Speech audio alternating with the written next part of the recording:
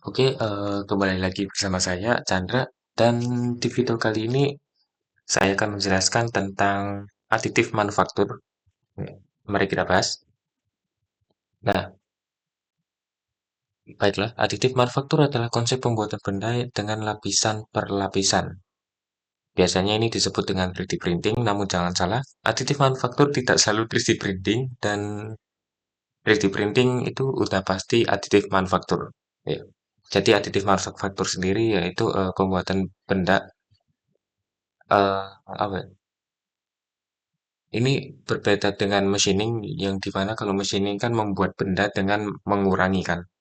Nah, di sini tuh membuat benda dengan menambah layer by layer.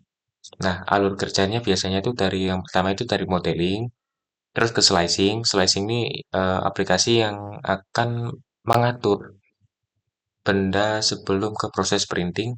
Nah, lalu ke proses printing, yaitu percetakan benda layer by layer ini. Lalu kemudian post processing yaitu finishing. Biasanya ini pendeburan ya atau menghilangkan sisi-sisi yang tersisa dari proses printing. Nah, aditif manufaktur sendiri itu ada beberapa jenis. Yang pertama itu FDM atau Fuse Depositing Modeling, yaitu 3D printing dengan menggunakan filamen PLA, ABS, dan lain-lain.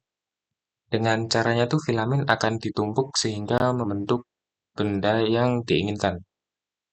Nah, biasanya ini digunakan oleh orang-orang yang akan menggunakan 3D printing sebagai prototype karena bisa dibilang PLA, ABS, dan lain-lain ini hitungannya masih murah. Nah, selanjutnya yaitu adalah SLA. Konsepnya mirip 3D printing juga, namun menggunakan resin atau cairan. Di mana tuh cara kerjanya tuh resin ini akan mengeras karena ultraviolet di mesinnya sehingga membentuk model dan itu sekali lagi lapisan per lapisan. Lalu ada SLS, Selective Laser Sintering. Ini secara konsep sama yang sebelumnya, namun ini versi bubuk. Jadi bubuk di sini tuh bakal ditaruh di cetakan ini, lalu tuh dia akan dipanaskan. Nah, setelah panas, bubuk itu akan hitungannya itu mencair, dalam tanda kutip mencair, lalu dia tuh bakal menyatu satu sama lain sehingga membentuk model yang diinginkan.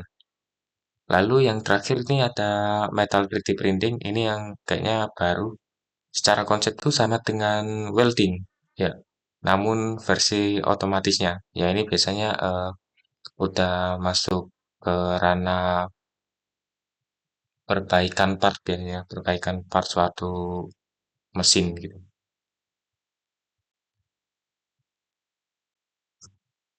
Oke, dari saya itu dulu penjelasannya karena saya recordnya malam-malam, jadi saya nggak bisa lama-lama. Terima kasih. Kalau ada tambahan atau saran gitu, boleh komen di bawah.